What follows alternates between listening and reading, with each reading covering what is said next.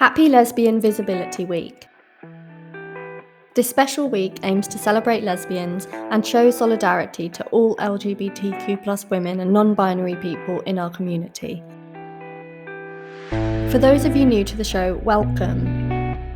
Outcast Podcast shares the life stories of diverse LGBTQ+ people from all over the world. We start from the point of view of coming out stories, but it goes way beyond that. With every guest, I end up talking about some of the most pressing issues facing communities and individuals of all kinds, and each episode has had a big impact on the way that I think. About the LGBTQ+ community, but also about society as a whole. I'm your host, Rosie Pentreath. I'm a writer and digital specialist based in Sydney, by way of London, and I'm so grateful to have you with us. Thank you for listening. I hope you enjoy the show.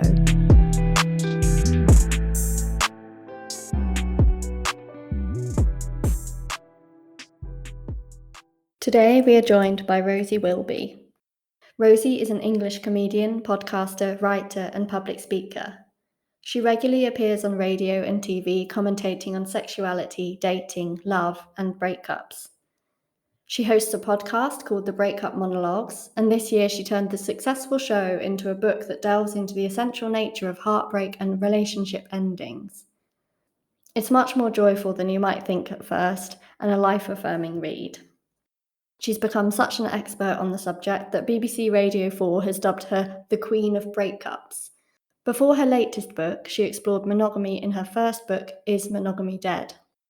Rosie is a seasoned stand-up who's performed at numerous major festivals, including Edinburgh Fringe, Glastonbury and Latitude, and she's written for publications like The Guardian, Sunday Times and The New Statesman. Rosie, welcome to Outcast. Thank you. You have a great name. Yeah, the best name. It's great to have you joining us. What's your coming out story? Well, I grew up in the UK. I still live in the UK, although we may come on to the fact that I have spent some time over in Australia as well, where you are now.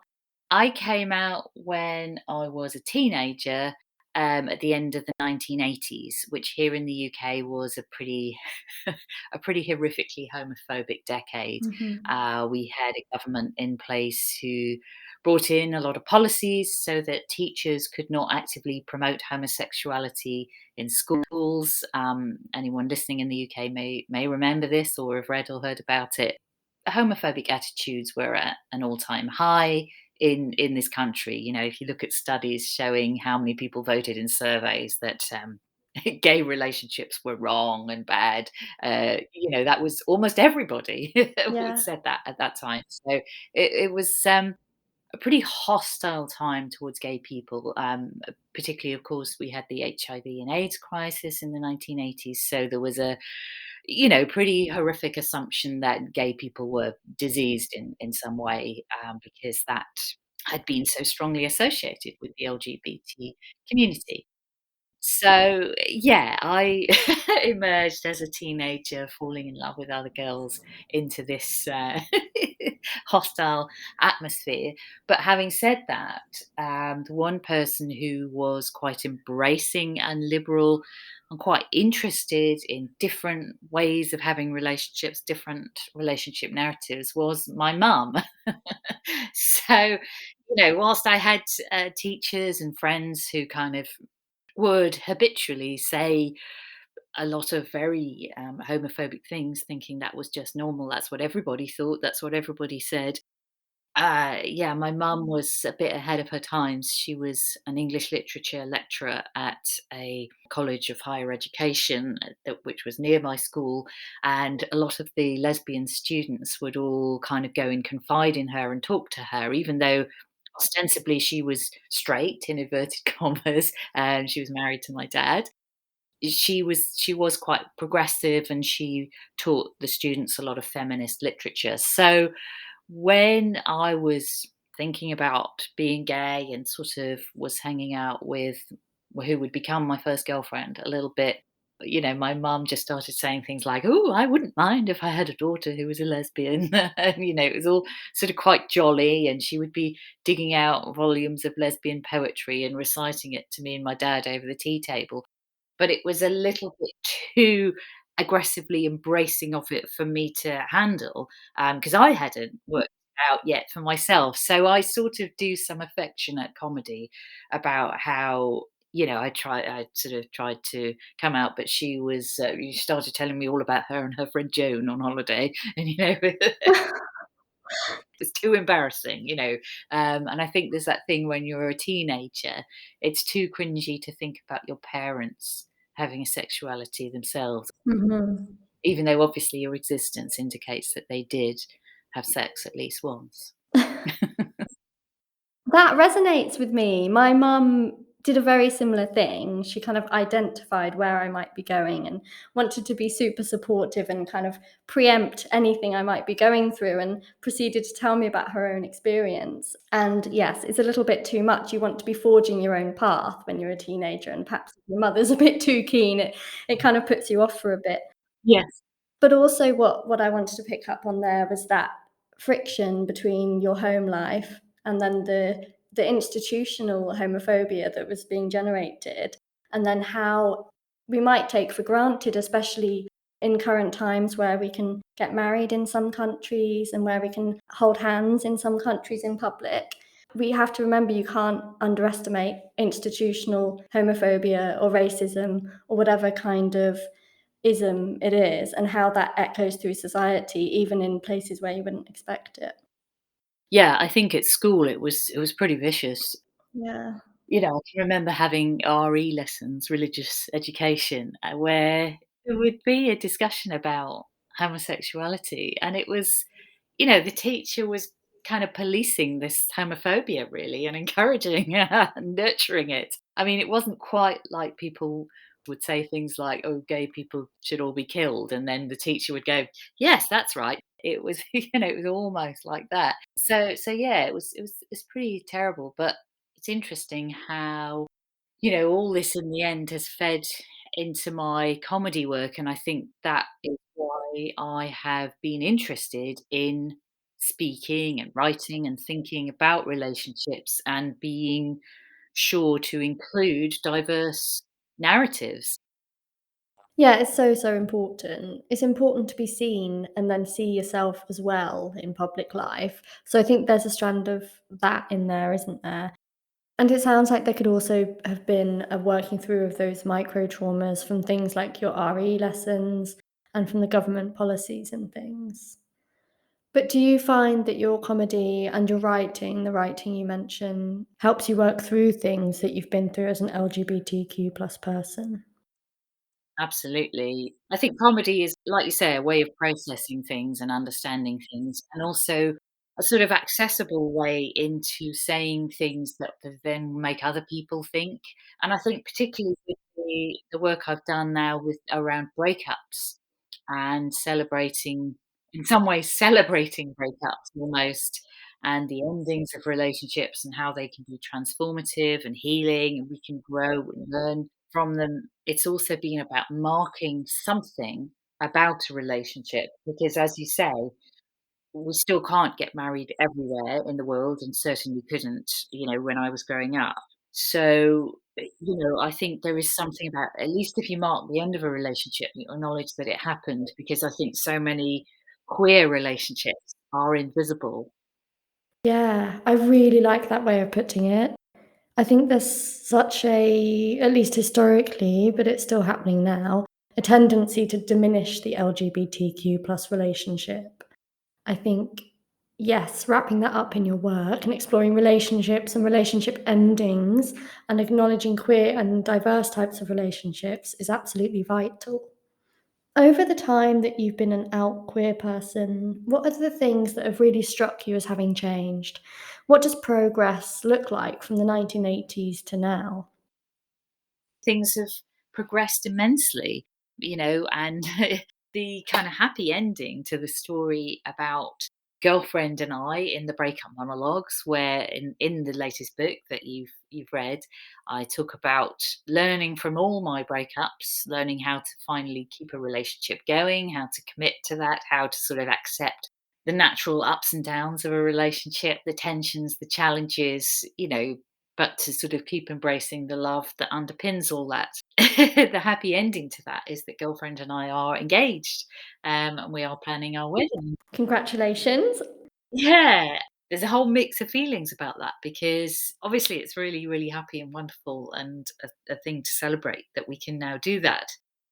But I also think it's kind of also it's been weird to get my head round it, and I think for her to get her head round it as well, because we just assumed it was something that wouldn't happen for us, that we wouldn't get married, and then it feels hard to plan it and think about how you're going to do it. Neither of us are girls who had planned our sort of fancy wedding because you just sort of put it to one side because you think, well, that's not part of my narrative, that's not part of my life. But of course, there's been huge progress that we can do that. We're starting to see many LGBT people have families, have children in various ways. And, again, that's something that I had just completely put to one side. I assumed no lesbians would have children. And there's an article that I wrote recently here for a magazine called Stylist, for their website, which touched a lot of people, where I talked about sort of feeling like I'd narrowly missed out on that window of being able to have children and that becoming a more popular thing for people here in the UK. And maybe I wouldn't have anyway, but I didn't really feel that was an option that was on the table really when I was, younger and really would have been at an age where I was considering that. It's really interesting, you sort of think about how being gay, being queer, being other, has altered the course of your life in quite major ways, and sometimes very good ways, celebratory ways. I think being LGBT makes you think about relationships and family and friendships in a much more sophisticated way because you have to think outside of the box, and then you do think about connection, and I think you do investigate things like monogamy that I've looked at and what that means. And, I think you're freer to leap out of all of those assumptions about things, how things should play out or have to play out. And maybe, you can feel less traumatized by a breakup because you have a different understanding about the value of connections and relationships and their longevity, and you're not completely chained to this narrative that you have to live together and have two children and be married and Yeah, that's it. You're already out of the box, so that it kind of trains you in this elastic thinking and kind of extra empathy and extra way of thinking outside the box, like you said.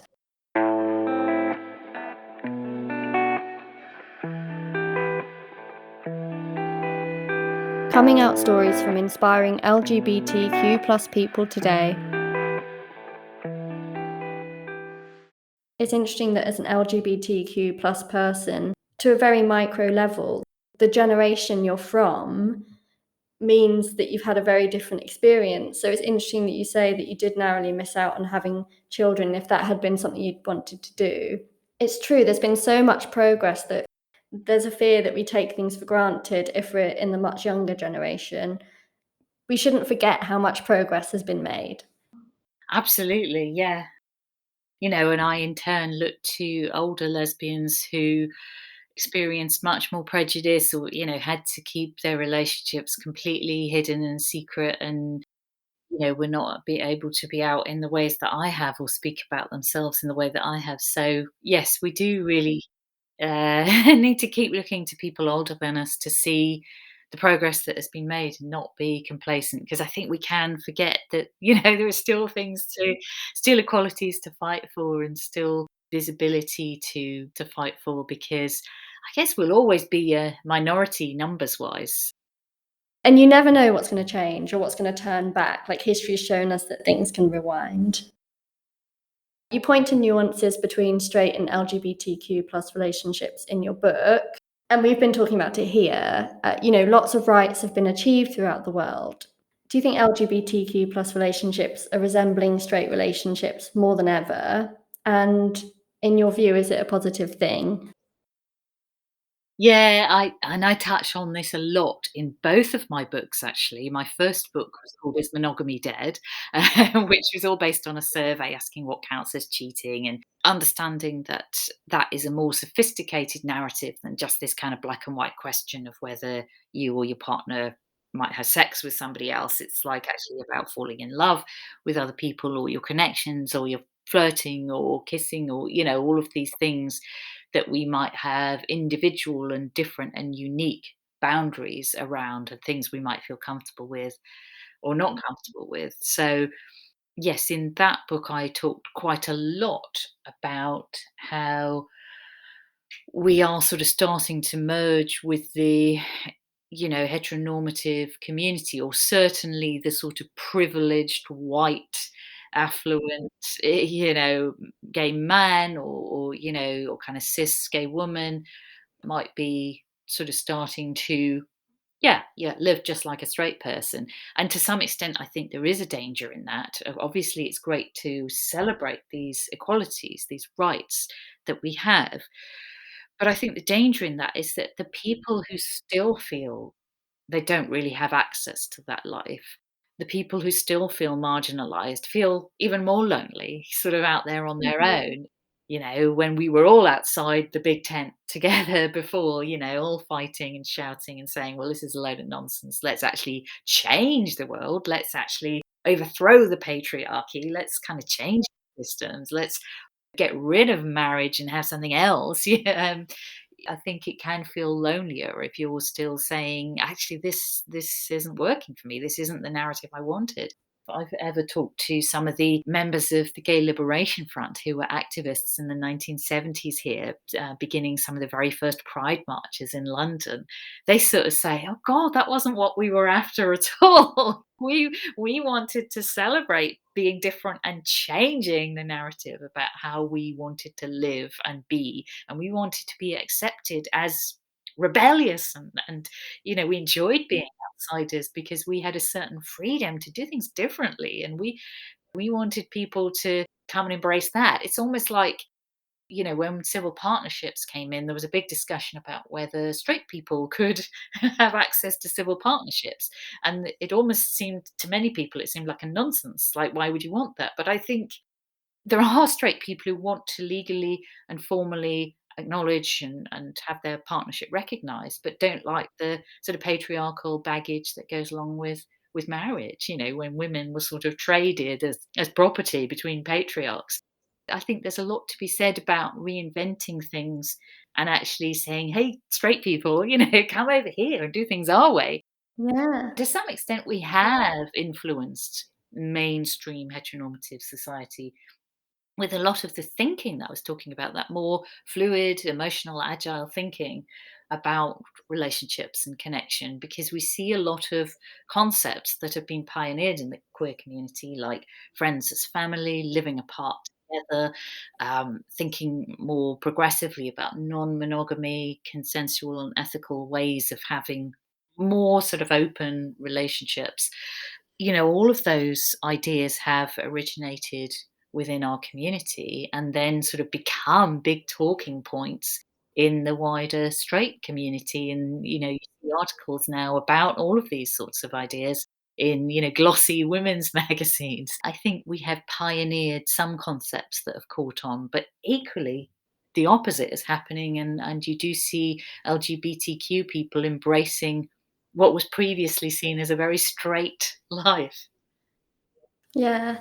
There's a lot to be proud of in the history of LGBTQ protest and activism, in that it wasn't just LGBTQ issues, it would be support for race issues, support for all the kind of social issues that needed movement. We were one big team. And you're right, I think there could be a tendency for a more privileged LGBTQ plus generation, especially cis people, to just sip their lattes and enjoy having their dogs and enjoy their lovely flats, which, you know, that's just completely forgetting the people that still need the help. Yeah, paradox of progress. Yeah, absolutely. I think there's a lot in the small gains we've made, and then we've sort of minimized ourselves and made ourselves palatable to fit in with the heteronormative agenda. So it's being careful not to do that.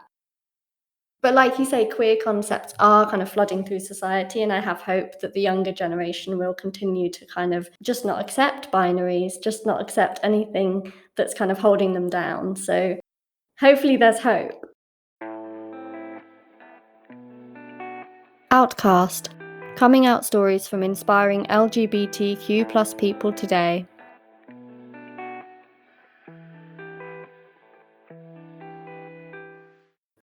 Whilst we're on hope, I love asking all of my guests at the end of our chats what gives them hope today and for the future.